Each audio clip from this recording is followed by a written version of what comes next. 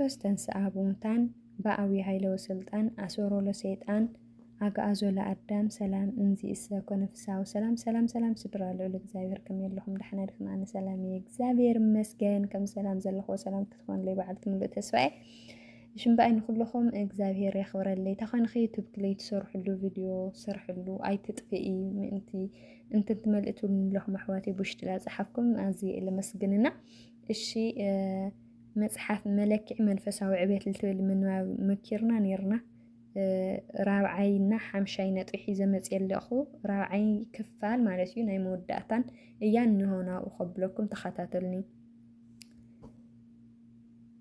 ራብዓይ ነጥቢ ናይ ኣምላኽ ተባዕ መስካሪ ምዃን ከይሓፈርካ ከይፈራሕካ ኣብቲ ዘድልየሉ ግዜን ቦታን ቃል ኣምላኽ ብምምስካር ኣብ ኣምላኽካ ዘለካ ፍቕሪ ክትምዝን ትኽእል ሓጢኣት ርኢኻ ክትሓዝን እንተለኻ ክትሰብኮም ግድን እዩ እቲ ንኣምላኹ ዘፍቅር ኣብ ገዝኡ ምስ ስድርኡ ኣብ ደገ ምስ ኣዕርኽቱ መሳርሕቱን መማህርቱን ብቓል ኣምላኽ ካብ ምዝራብ ዘዓግቶ ፍርሒ ኮነ ሕፍረት የለን ብዛዕባ ስቃይን ሞትን ጎይትኡ ብምምስካር ደስ ደኣይብሎ እምበር ብምኽንያት ሕፍረትን ፍርሕን ስቕ ኣይብልን ብፍላይ ከዓ እቲ ንሱ ዘፍቅሮ ኣምላኹ ዝሓዝነሉ ግብሪ ሓጢኣት ክርኢ ከሎ ተቢዑ ይምስክር እቶም ንኣምላኽ ዘፍቅሩ ከመይ ገይሮም ንቃል ኣምላኽ ብምምስካር ኣብ ኣምላኾም ዝነበሮም ፍቕሪ ይገልጹ ከም ዝነበሩ ክትርኢ ኢኻ ቅዱስ ጴጥሮስ ተቢዑ ንቃል ኣምላኽ ብምምስካር ኣብ ኣምላኹ ዝነበሮ ፍቕሪ ዝገለጸ ሃዋርያ እዩ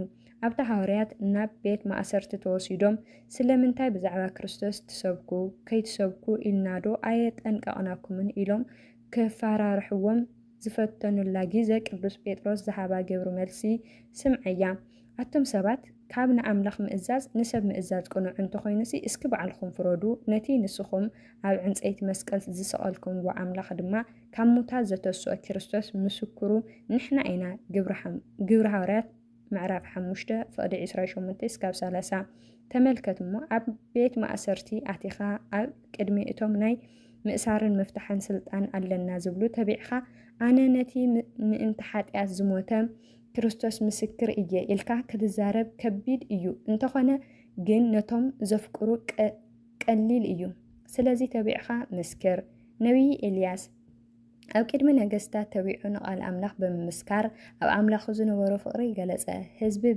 ብምግዳድ ንጉስ ኣክዓብን ንግስቲ ኤልዛቤልን ኣብ ጣዖታት የዘንብሉ ኣብ ዝነበሩሉ ግዜ ነቢይ ኤልያስ ነቲ ህዝቢ ኣኪቡ ክሳዕ መዓስ ኢኹም ብክልተ እግርኩም እትሕንክሱ ኣምላኽ እንተኾይኑ ኣምላክኩም ንዕኡ ኣምልኹ ጣዖታት እንተኾይኑ ኣምላክኩም ድማ ንዕኡ ኣምልኹ ብምባል ንእግዚኣብሔር ብሓቂ ክስዕብዎ ካብ ሓጢኣት ክድሕን ክርሕቁ መኸሮም ቀዳማይ ነገስታት 18 ምዕራፍ 18 ፍቕዲ 21 ዋላ እኳ እቲ ጨካን ንጉስ ብዚ ናይ ነቢይ ኤልያስ ተግባር ዝቁጣዕ እንተኾነ ፍቕሪ ግን ተቢዑ ከም ዝምስክር ገበረቶ ንስኻ እውን ክቡር ሓወይ ክብርቲ ሓፍተይ ምኸርን ኣረድእን እምበር ስቕ ኣይትበል ቅዱስ ጳውሎስ ኣብታ ናብ ኣተንያ ዝኣተወላ ግዜ ብዙሕ ጣዖታት ምስ ረአየ እንታይ ከም ዝገበረ ወንጌላዊ ቅዱስ ሉቃስ ከም ዝፀሓፎ ከምዚ ዘስዕብ የስተምረና እታ ከተማ ብጣዖታት መሊኣ ምስ ረአያ ብቆጣዐ ነደደ ስለዚ ኣብ ቤት ጸሎት ምስ ኣይሁድን ምስቶም ንኣምላኽ ዝፈርሑን ኣብ ዕዳጋ ምስ ዝረኸቦምን ይዘራረብ ነበረ ግብሪ ሃዋርያት 17 ፍቕዲ 16 ለከ እዛ ፍቕርሲ ክንድዚ ሓይሊ እዩ ዘለዋ ኣብ ዕዳጋ ከይተረፈ ብቓል ተዛርበካ ክቡር ሓወይ ክብርቲ ሓፍተይ ንስኻ እውን ነዚ ክትገብሮ ትኽእል ኢኻ ኣቐዲምካ ግን ምስ ስድራኻ ንዕርኽቱኻን ተለማመድ ምስ እዚኣቶም ምዝራብ እንተ ተሰኪፍካ ግን ኣብ ዕዳጋ ምዝራብ ነውሪ ኮይኑ ክስምዐካ እዩ ንኣምላኽ እተፍቅሮ ዲኻ ብቓሉ ምዝራብ ሓጎስካ ይኾን መጥመቃ ዮሃንስ ኣብታ ንጉስ ሄሮድስ ንሰበይቲ ፊልጶስ ሓው ሆረዳድያ ሰበይቱ ክገብራ ዝወሰነላ ግዜ ንጉስ እዩ ኢሉ ከይፈረሐ እዚ ክትገብሮ ተሓስቦ ዘለኻ ኣብ ቅድሚ ኣምላኽ ጌጋ እዩ ብምባል ደኣ ገሰጾ እምበር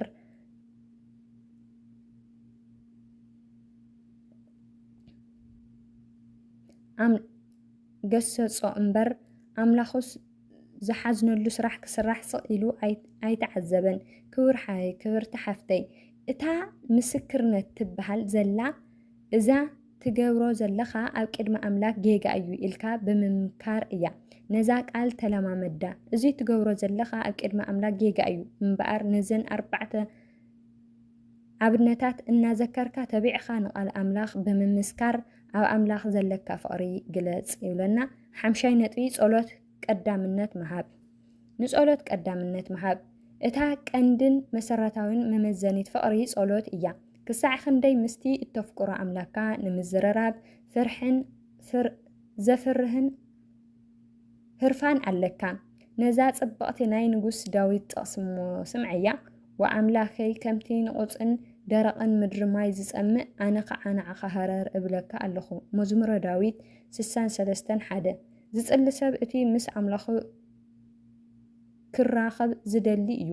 እቲ ምስ ኣምላኹ ክራኸብ ሃረር ዝብል ግን ነታ ናይ ጸሎት ሰዓቱ ብሃረርታ እዩ ዝጽበያ። ኣብ መንገዲ እናኸደ እውን ብዛዕባ ውዕለታት ኣምላኹ እናዘከረ ክኸይድ ባህ እዩ ዝብሎ። ኣብ ቦታ ስርሑ እውን ብዛዕባ ፈጣሪኡ ክሓስብ ባህ ይብሎ። ኣብ ድቃሱ ይዝክሮ ኮታሲ ኣብ ኩሉ ቦታ ይጽሊ። ክብር ሓወይ ክብርቲ ሓፍተይ ኣብ ዘለኻዮ ምጽላይ ተለማመድ። ሓጢኣትካ ዘክር ክሓድገልካ ድማ ጸሊ። ኣብ ኣውቶቡስ እናኸድካ እውን ብዛዕባ ዕብየትን ምሕረትን እግዚአብሔር እናዘከርካ ተሓጎስ። ፍጥረታት ኣድንቕ። በቃ እግዚአብሔር ኣቦኻ ምዃኑ ብሓጎስ ፍንጭሕ በል። እዚ ኩሉ ትገብር እንተኾይንኻ ብርግጽ ፍቕሪ እግዚአብሔር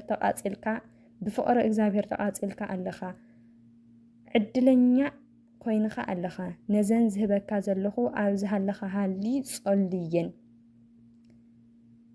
እራብ ናብ ዓይኒ ማያ ከም እትናፍቕ ኣነ ኸኣ ኣምላኸይ ንዓኻ እናፍቕ ኣለኹ። መዝሙረ ዳዊት 42 ፍቕዲ 1 ኣብ ምድቃሰይ ለይቲ ብመዓልቲ ብዛዕባኻ እናነቓሕኹ ኣሓስብ። መዝሙረ ዳዊት 63 ፍቕዲ 6 እዘን ናይ ዘማራይ ዳዊት ጸሎት ዳዊት ንኣምላኹ ክሳብ ክንደይ ይሃርፎን የፍቅሮን ከም ዝነበረ እየን ዝገልጻ። ንስኻ እውን ነዘን ጸሎት እናጸለኻ ንኣምላክ ክሃረር በሎ። ቅዱሳን ከምቲ ዝነበሮም ልባዊ ፍቕሪ ዝተለዓለ ንመዓልትታት ኣዋርሕ ዓመታት ብዘይ ምግብን ዕረፍትን ጸልዮም እዮም። ንኣብነት ኣቡነ ገብረ መንፈስ ቅዱስ ን100 ዓመታት ኣብ ባሕሪ ኣትዮም ጸለዩ። ገድሊ ኣቡነ ገብረ መንፈስ ቅዱስ። ቅድስተ ክርስቶስ ሳምራ ን12 ዓመት ኣብ ባሕሪ ኣትያ ጸለየት። ገድሊ ቅድስቲ ሳምራ ነንብብ። ኣቡነ ተክለ ሃይማኖት ን7 ዓመታት እግሮም ክሳብ ዝቁረጽ ብሓንቲ እግሮም ጸለዩ። ገድሊ ኣቡነ ተክለ ሃይማኖት። ንስኽኸ ኣነኸ ኣብ ጸሎት ዘለካ ሓይሊ ከመይ እዩ? ሓይሊ የብለይ እናበልካ ነብስኻ ከይተታልላ ተጠንቀቕ። ናይ ግድን ክትጽሊ ኣለካ። ብዚ ኢኻ ከዓ ኣብ ኣምላኽ ዘለካ ፍቕሪ ክትገልጽ ትኽእል። ሕጂ ናብታ ናይ መጀመርታ ሕቶ ተመለስ። ብርግጽ ንእግዚአብሔር የፍቅሮ ድየ? ደጋጊምካ ነዘን ዝህበካ ዘለኹ ነጥብታት አንብበን እሞ መልሲ ናይ ሕቶኻ ካብ ምንም ኣይትጸበ። ደጋጊምካ ብምንባብ ነብስኻ መርምርን ተዓዘብን መልሲ ከዓ ክትረክብ ኢኻ ይብለና። ኣሜን። ዝነበረና ጻኒሒት ኣብዚ ወዲእኒ ኢኹ ዘነውናዮ ጽላት ልቦናና ይሕድረልና። ለውደቅ ኮለን ጠፉ ኣለት ብኣፈ ቅዱሳን ትጓን መላእክቲ ይተኣርመለይ። ኣሜን።